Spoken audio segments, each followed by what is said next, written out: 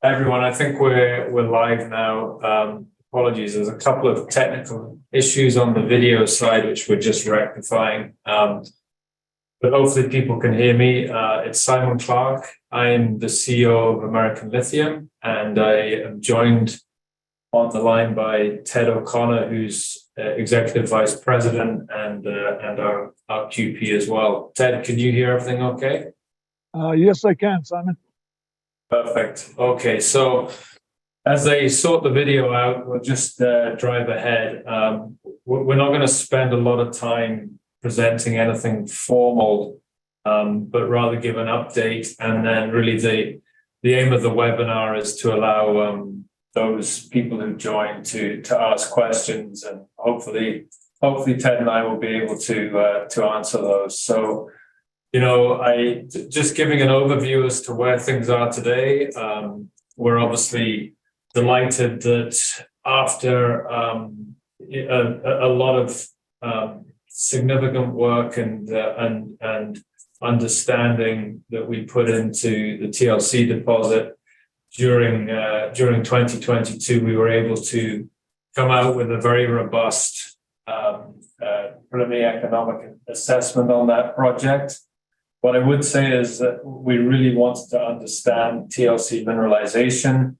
Our goal was very much to produce a study using conventional techniques, best of breed equipment, so without the need for any new technology that was able to demonstrate our ability to produce high purity lithium carbonate and on robust economics. And I think the study does that in spades.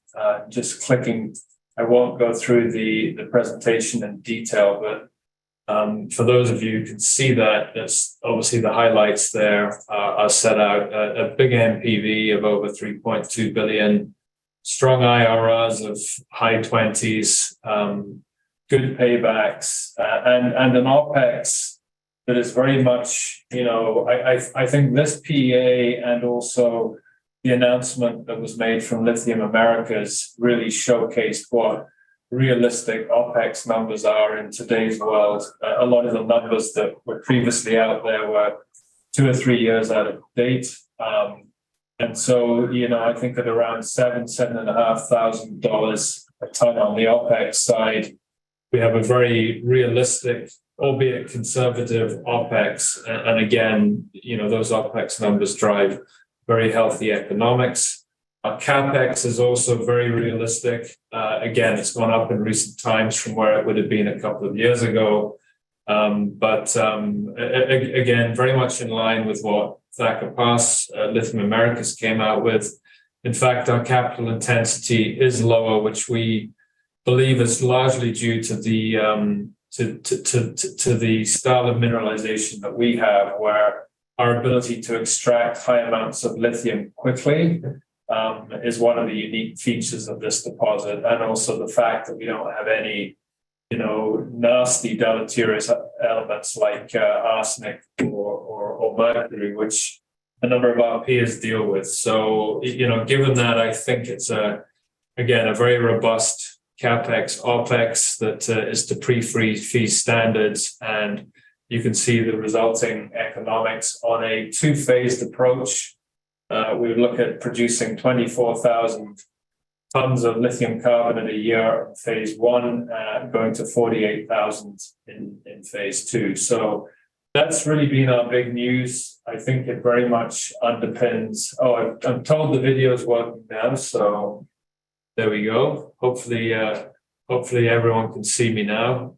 Not sure that's a good thing or a bad thing. But anyway, the PEA was a lot of work went into it. It now helps us really drive TLC through pre-feasibility, as quickly as possible. Our plans now are to do some wide diameter drilling, which starts next week. Produce a bunch of core, which will then ship to ANSTO to pilot under lab conditions. So, we will be announcing the move into PEA relatively shortly. So lots of things happening at TLC. In Peru and at Falciani in particular, you will have seen some of the issues that have been experienced in Peru with the attempt by Pedro Castillo to effectively seize control through a coup d'état, which was voted down overwhelmingly by the Congress, but did lead to a couple of months of protests, much publicized. From our perspective, from what we've seen, that situation seems to be calming down. The government seems to have made some good steps in bringing, law and order back to things. We continue to experience very strong community support in our area. Indeed, Raul, our GM, was actually asked to present the project to the Congress a week ago. There was a big initiative in Peru to really get the economy back firing, and a recognition that mining is a key cornerstone of that. So I think we're actually seeing some really good steps by the new government in terms of getting the economy going, and we're getting some very good indications that that will lead to us, finally securing our drill permits that we've been looking to have granted for a while. But as part of that process, the communities reaffirmed their support for us, which is great because that's obviously critical in a Peru context. And so, with that, we are looking to remobilize our people back to site over the next week or so here and get the drilling that we launched before Christmas back up and running, and really drive Falciani forward, very much with a view to also get the pre-feasibility on Falciani wrapped up this year. As many of you will know, we launched the EIA, the Environmental Impact Assessment, for that in the fall. And as part of that process, we will also be updating the PEA. So lots of news flow, and we believe some additional drilling will be starting shortly again at Falciani. So yeah, lots of milestones. On the Macasani side, as we announced before Christmas, we continue to work towards a spin out of that asset. We do believe that that makes the most sense. It's a phenomenal asset that is lost in a lithium developer, and we want to make sure we do that for the benefit of our shareholders. So, the spin out will result in a number of shares in the new listed uranium vehicle being distributed amongst our shareholders of record. So, focused wholly on them benefiting from this transaction. And then that project, again, we're expecting drill permits to be confirmed on that shortly.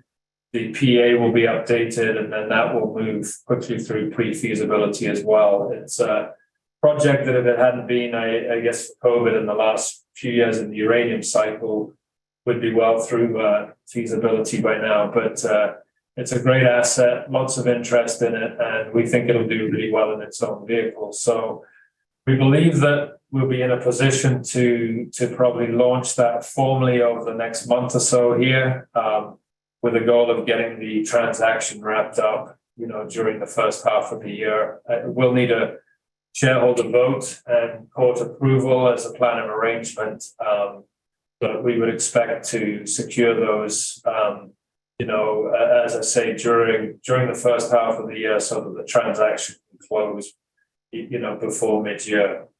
So that's an update on the projects. We're well capitalized. We have 40 million in the bank, a budget of roughly 20, I think actually it's 23 million US for the year, and lots of dilutives that are in the money, and we've seen a number of those come in recent weeks. So we continue to be in a very healthy financial situation.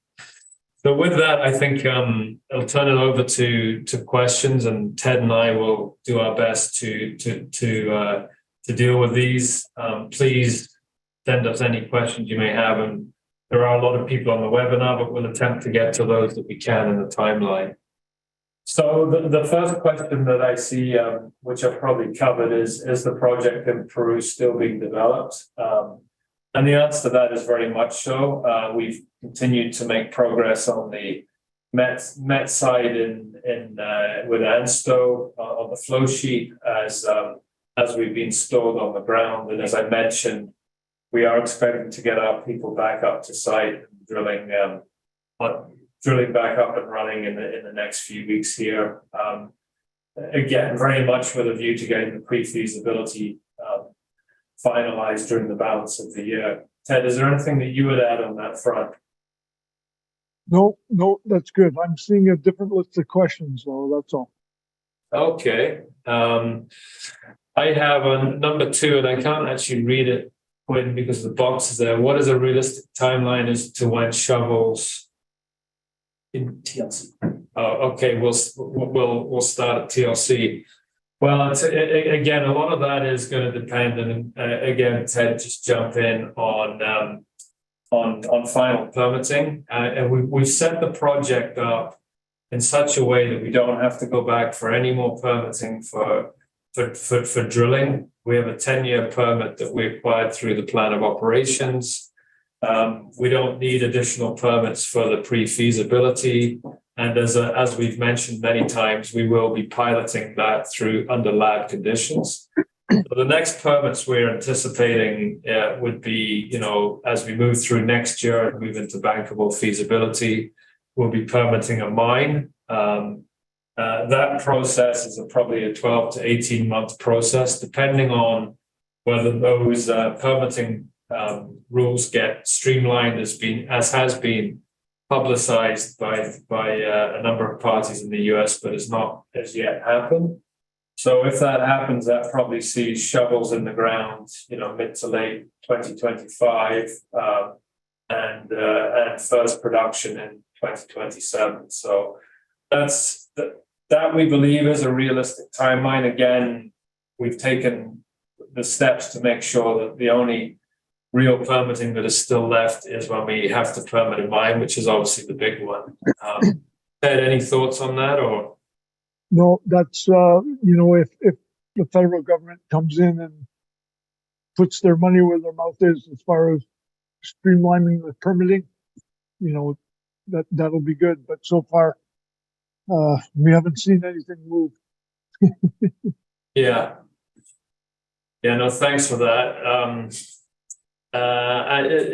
Number 3 that I'm seeing, Ted, is about the DOE grant that we originally had with American Battery Metals and DuPont, I think it was.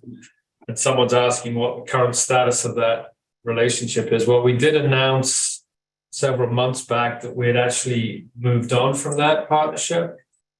Our view of the world was, it was a bit of it was really looking to develop new technologies to develop claystones.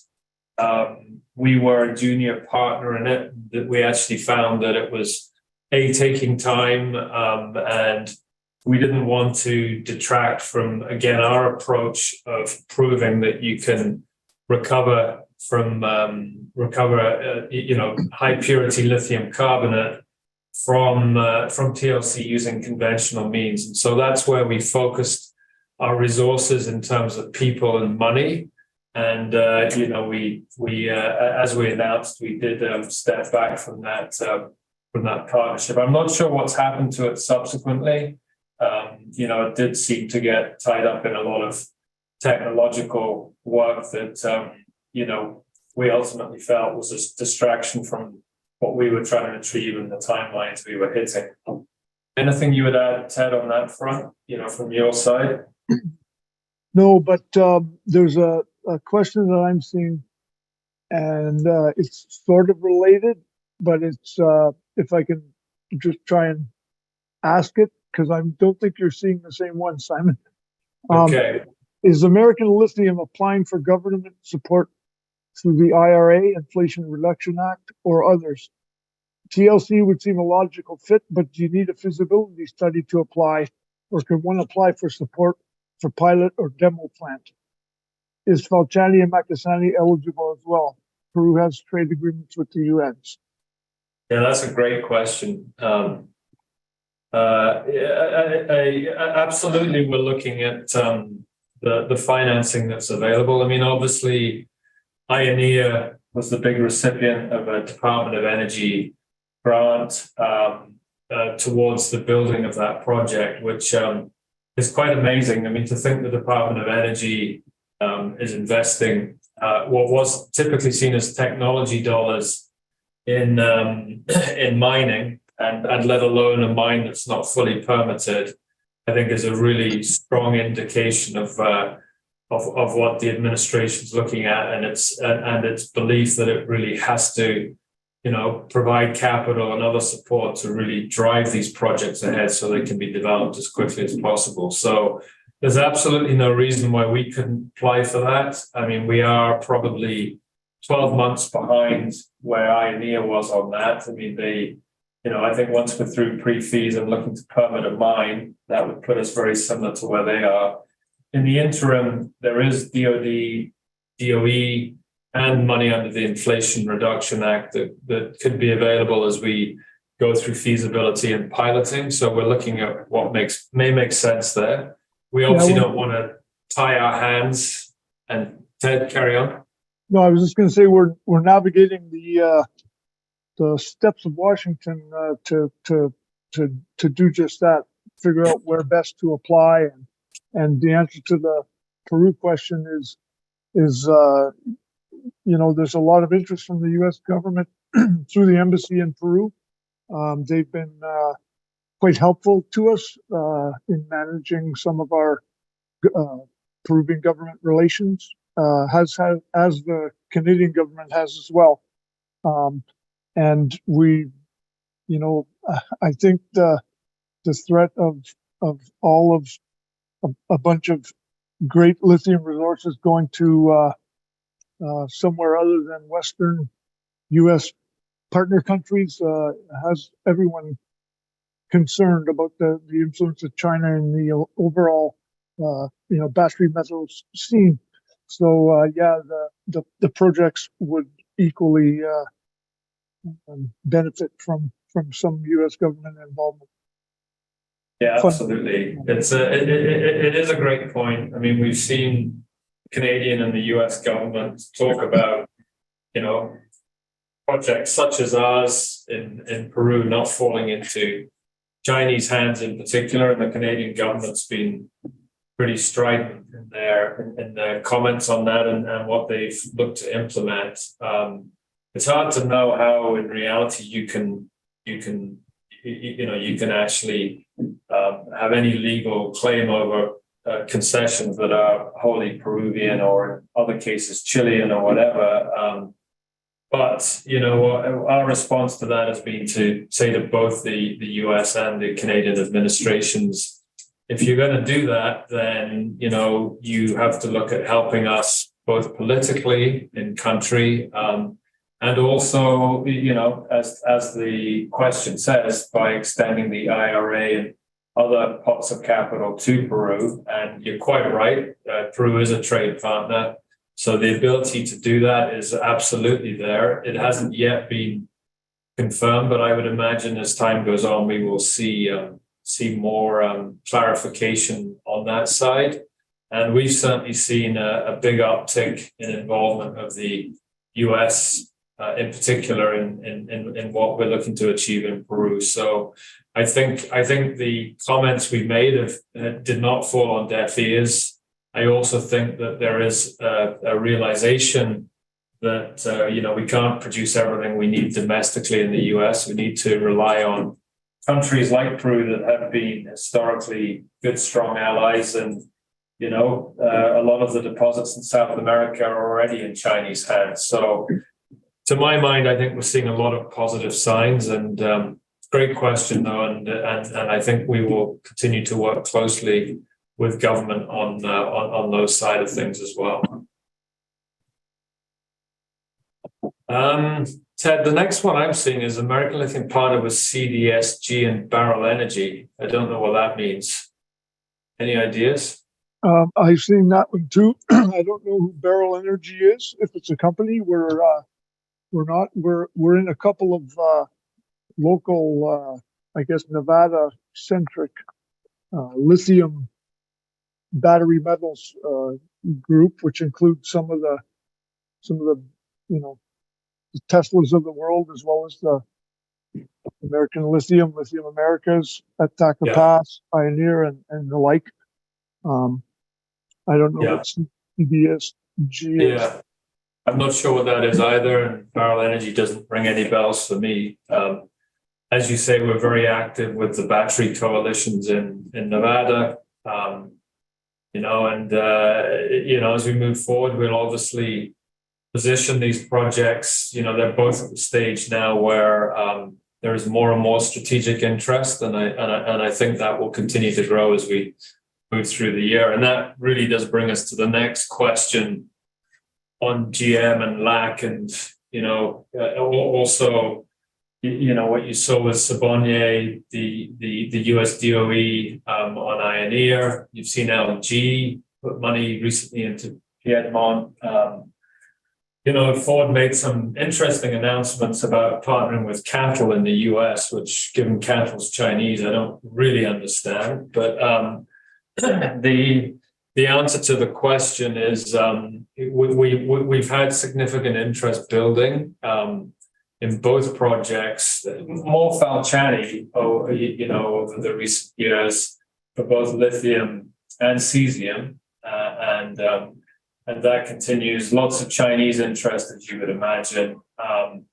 I think we kept our head down in terms of TLC until we got the PEA out, but we're now getting a lot of interest to chat on the back of that.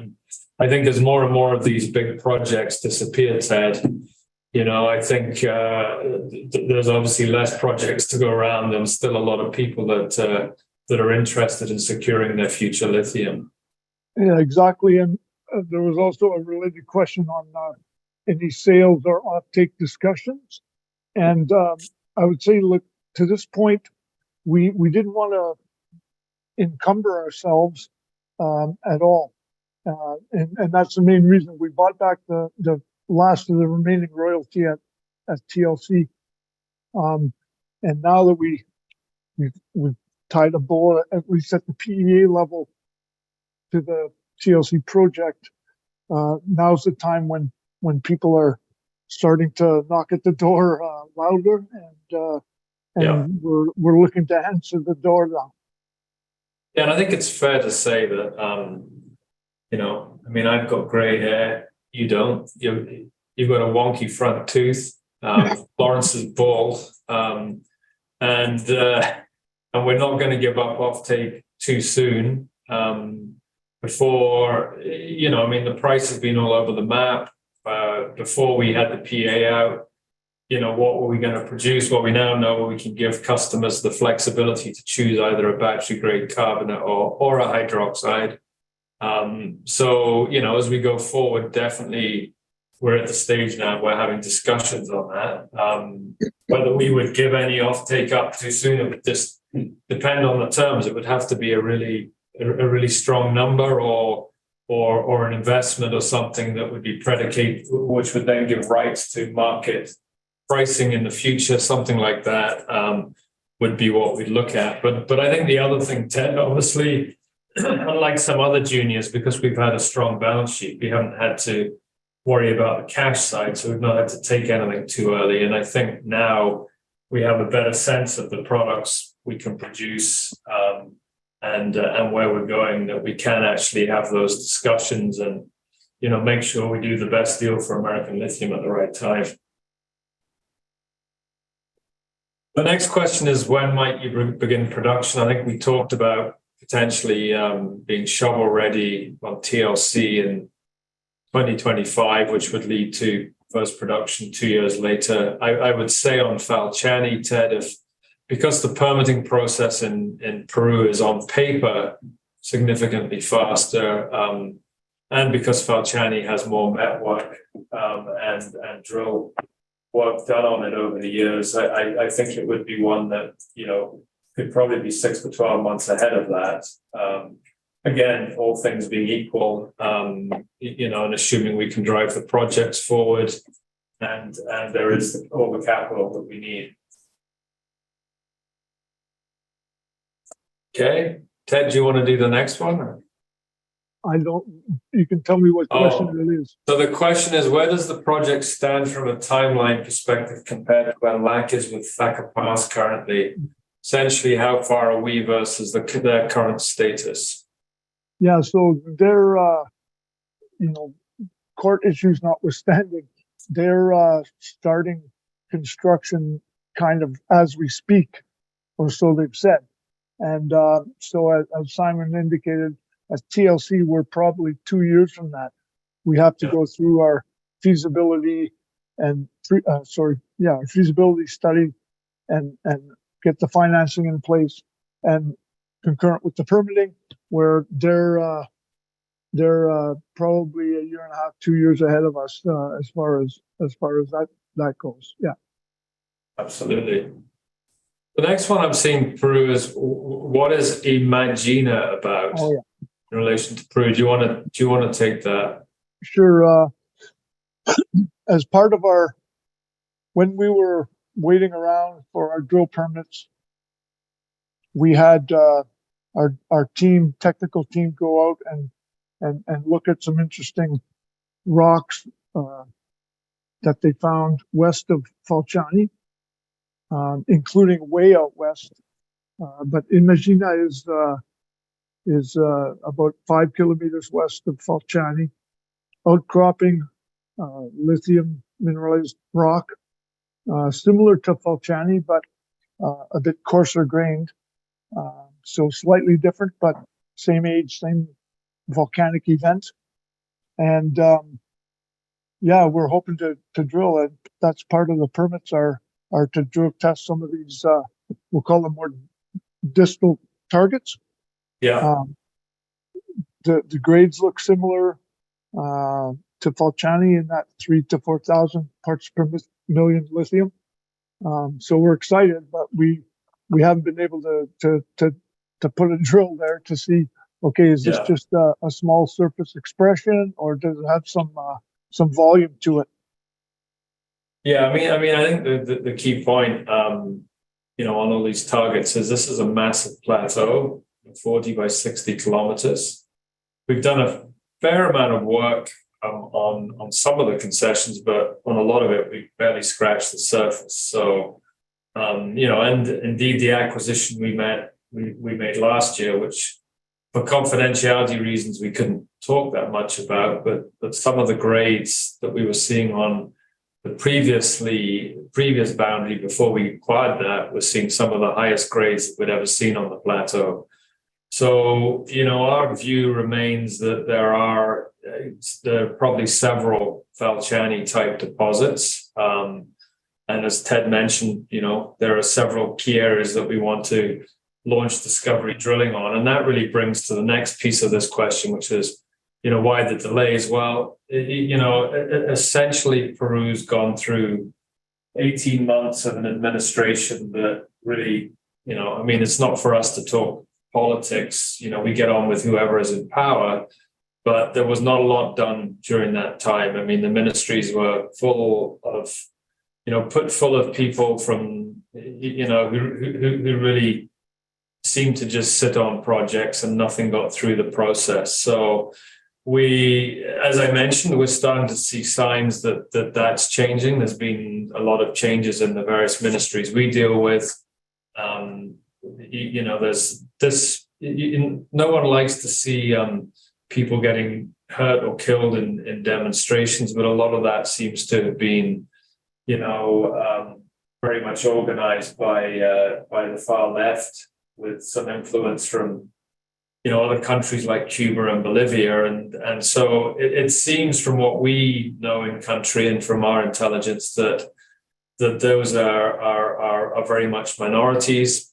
It does seem very much that most of Peru wants to get back to work, and we are starting to see the ministries get cleaned of the people from the former regime. So, and we're seeing a government that's talking about implementing plans to rejuvenate the economy and very much we'll see at PDAC, because there's a big presence coming, and the message that they're giving the world is that Peru is open for business again on the mining side. So, I take that at face value. I've seen some good signs, and we do believe, obviously, the proof in the pudding for us will be the drilling permits getting approved, and we're getting some very good signs on that. So we're optimistic.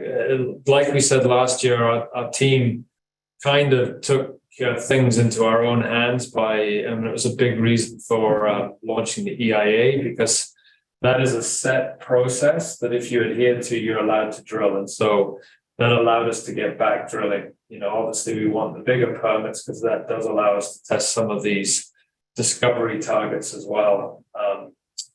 The next piece, Ted, is the uranium regs and news on that and what we're expecting. I know we've started to hear also from this government. Perhaps you could give a little bit more color on that. Yeah, sure. So the uranium regulations have been sitting in draft form for about 12 to 18 months, and have not yet been tabled in Congress. They've gone through the Ministry of Energy and Mines, the nuclear regulator. They were formulated with the help of the Canadian and American governments, using, best practices in uranium production. And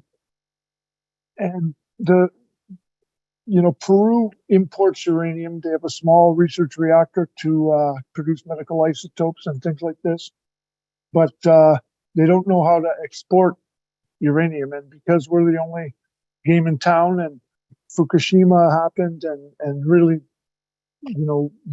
COVID, we haven't been pushing them to restart, although they are lumping uranium and lithium together because they are new commodities, not because they're in the same rocks, but because they're new commodities, and we happen to be representing both of them, and essentially the only resources of either in the country.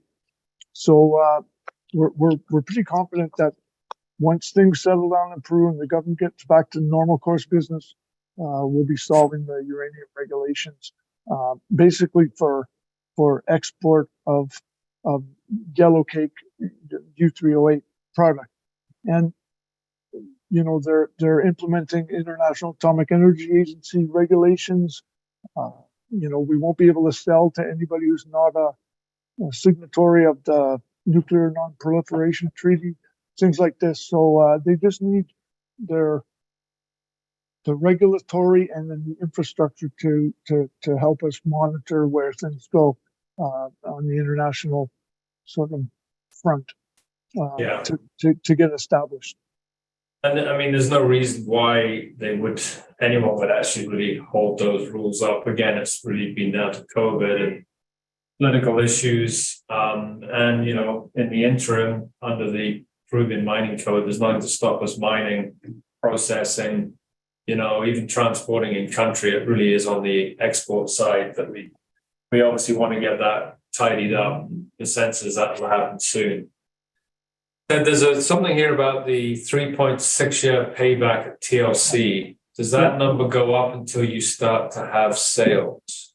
So what payback means in the context of a mining project is you invest a whole pile of capital. In our case, it's about $800 million up front for phase one to get started. We start production, we make our sales, and then when the capital is paid back, so that original chunk of money you spent is paid back, that's what payback means. So, and it depends on where you actually start counting, because a couple of days after we announced the 3.6-year payback, our lead engineers said, well, actually, it's only 2.6 because it's from the time you start production, not the time you start construction. So it's just a way to measure a project's, offset of cash flow versus capital in the economic sense. Yeah. So, I mean, the payback will actually get stronger, as Ted said. It's still good at 3.6. It's a quick payback. If you were just to use the cash flow from producing lithium to pay off the capital, that's how long it would take. We do expect that to come down, probably, as Ted said, to more like 2.5, 2.6. We will file the full report on the PEA. We have 45 days to do that from the announcement under Canadian regulations. We think we'll be a little bit ahead of that, and at the same time, we'll announce that the report is filed, and also clear up any inconsistencies like that playback to make it clear that it's actually 2.6. So another good question. I guess the next one that I see, Ted, is with the spin out of the uranium property in its own vehicle. You mentioned shareholders issued stock in the spin off. These shares, it'll be in a vehicle that's listed on the TSXV, so it won't be quoted on NASDAQ. As an interim step, that vehicle will have, like we used to have, the OTC QB listing, which will provide a means to trade in the States. And I would imagine, if it doesn't have it already, Frankfurt as well. So it'll have those, but it won't have the NASDAQ. And yes, the stock we have will be distributed to shareholders of record. Yeah, and there's a related question, Simon, on how many shares of the new company and what's it going to trade at and all that, and that's sort of up in the air and remains to be seen. We're in the process of getting a valuation on the uranium project, looking at it from a tax perspective, because we don't want to burden our shareholders with taxes on this spin out. It'll be a return of capital. So those things are all still up in the air, but it'll have a substantially decent value coming out. Yeah, no, I think it's a good point, Ted. I mean, we've done a lot of the tax planning and tax structuring. We're now in the final negotiations on definitive agreements with the vehicle. This is a great asset, and as Ted said, we're using KPMG to do a formal valuation, and also our tax work and tax opinion is done by EY. So some of the best firms out there, and we're now getting close. A lot of what dictates it here will be obviously choosing the right market conditions to as to when to launch. But the uranium sector seems to be getting stronger, and I would say over the next several weeks here, we will announce the definitive agreement, which really starts the whole formal process ahead of looking to secure shareholder approvals, that kind of thing. So we're well advanced, and getting close to finalizing the final items there. Now, this is definitely one for you, Ted. Hydro drilling water table in Falciani was strategically planned to incorporate Tresomatic Calcarea expansion targets of Falciani. I don't think Calcarea was in it, but although drilling is interrupted, when are preliminary results expected? Pretty soon, I think. Yeah, we're getting back to drilling some of the holes and installing the water monitoring piezometers, but that core will be submitted to the lab. Some of it already has. We obviously can't talk about it till we talk about it publicly in a news release, but it's fair to say they weren't disappointing. That's about all I can say at this point. Yeah. But we're trying to wait till we have the whole package, and part of that is so that we can update the mineral resource with that information. But as it comes out, we'll be organized to put it out. Yeah, I think we haven't done any work like as far as the timing went. We stopped before Christmas and never really went back to work because of the political unrest, and even obviously our team is all Peruvian down there, with a few transient exceptions like myself when I go down to visit. But non-locals, meaning the people who weren't from that region, were being targeted. So we decided, because of safety, to stop work. So, yeah. And again, it's important to note that none of that was from the local communities who were highly supportive. They actually wanted to protect our people. So it was from people coming up from, cities several hours away that were the problem. But the good news is we will be back drilling. And as Ted said, we've had some of the assays and we expect to get that program complete, in the coming weeks here. And, we think it is sufficient drilling to allow us to make some material updates to the resource, Ted, and hopefully some reclassifications. I mean, the original resource auditor was very conservative. When we acquired Plateau, very much felt most of that resource was really M&I, and hopefully this will validate that. Okay, are there any preliminary sales contract discussions? Well, I mean, again, I think that comes back to offtake, really. We're starting to see those discussions crop up. We've kept away from them. I know there was some more detailed discussions on the uranium side, Ted. I think probably because uranium, although people have this concept of this, very complicated mineral, the reality of Makasani is it's actually, from a mining perspective, very simple flow sheet, simple to mine. I know that there have been a number of conversations with potential buyers of that product. And, again, as that goes into its own vehicle, those conversations will be ramped up. And, on the lithium side, we now feel we're in position where we can start to entertain some of those discussions. But again, we're not going to give away the farm too soon. And, we don't want to tie the company to any bad contract that may come back to haunt us down the road. And we're not in any rush because we have a very healthy balance sheet. So Ted, have any of the I think we've dealt with this one, Quinn. We talked about their results. Are there any other metals or minerals in the ore you dig up? Ted, do you want to talk about, I guess, magnesium at TLC and cesium at potash at Falciani? You just did. Oh, I did? Yeah, exactly.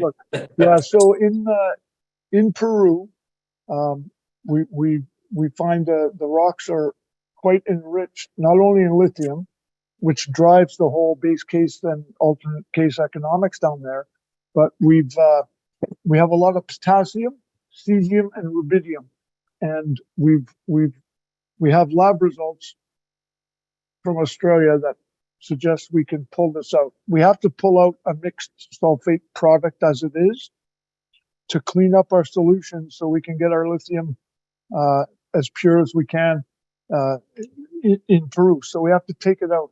And sulfate tailings are special in that they leach, so you have to store them in a lined facility, which is quite expensive relative to benign waste rock. So as part of the updated PEA at Falciani, leading to PFS, we're going to look at pulling out sulfate of potash, which is percentages of the rock potassium is, as well as producing a cesium and rubidium sulfate just through cooling, stepwise cooling. We can get the separate products out.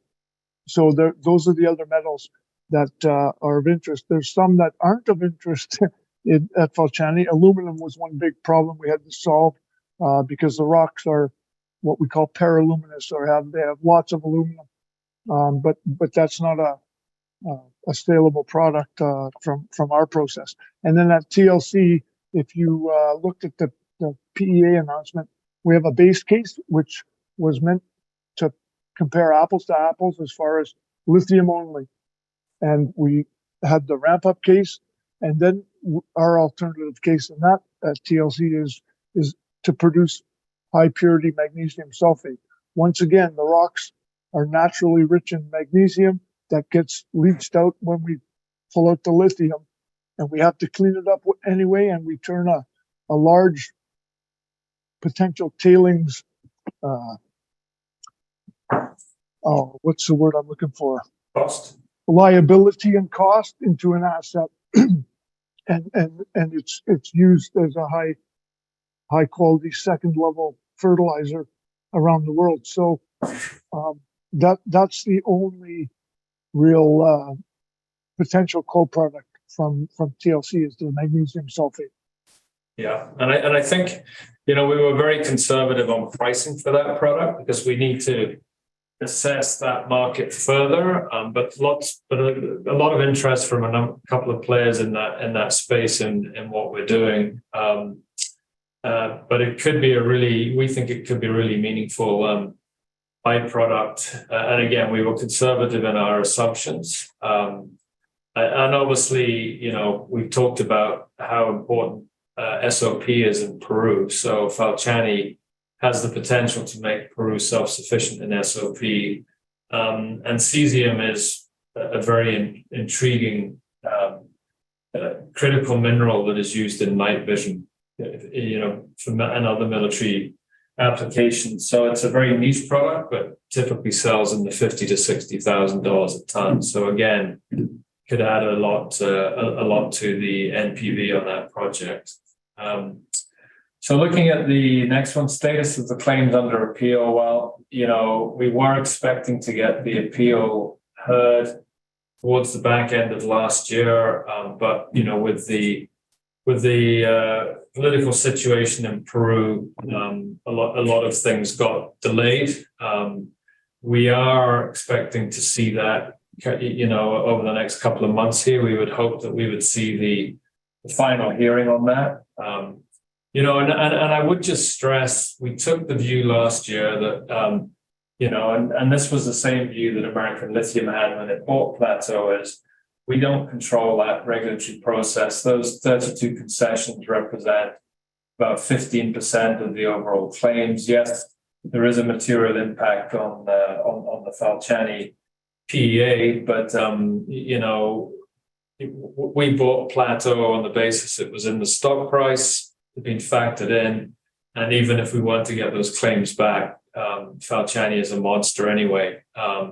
So we continue to hold that view. We continue to believe that this is a clear-cut case where the regulations and the law fully support Plateau's position, and I think that's why you've seen the courts. We're batting 5 out of 5. I think the results have all been in our favor. And not just in our favor, very, very damning of the regulators. So, I think as we head to what we hope will be the final hearing on this, we remain very confident on that front. But we don't let that drive us day to day. This is a massive plateau, and we're driving it ahead, whatever happens. So that's the latest on that. Ted, the next one I see is what would be the differentiated decided base case of TLC project. The OPEX decline for the alternative case with MgSO4 looks like a no-brainer. I think it is a no-brainer, but obviously we do need to do more work on that market segment. Do you want to elaborate a wee bit? No, apart from the fact that we called our base case lithium only to show how robust it is with lithium only. It is a no-brainer to produce magnesium sulfate as a saleable product rather than a costly waste product to deal with. If you delve into the numbers at all, the capital costs are actually lower when you produce magnesium sulfate because we're not having to invest in these high-cost tailings facilities, and the crystallizer to produce magnesium sulfate is not that expensive, relatively speaking. So, yes, it is a no-brainer, but we wanted to highlight and showcase that, like, lots of people have multi-commodity projects out there, and they'll talk about copper equivalent or gold equivalent and they'll come up with a complex formula, getting 95% of every single one of the elements in their rock out and selling it. And we didn't want to be like that, at least with our base case. So, Yeah. yeah.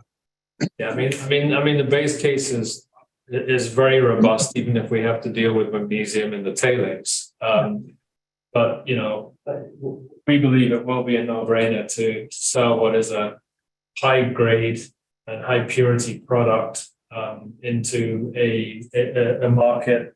There's a lot of soils around the world that are becoming depleted in magnesium, so we think it's going to be a bigger and bigger market. But we'll see how that evolves.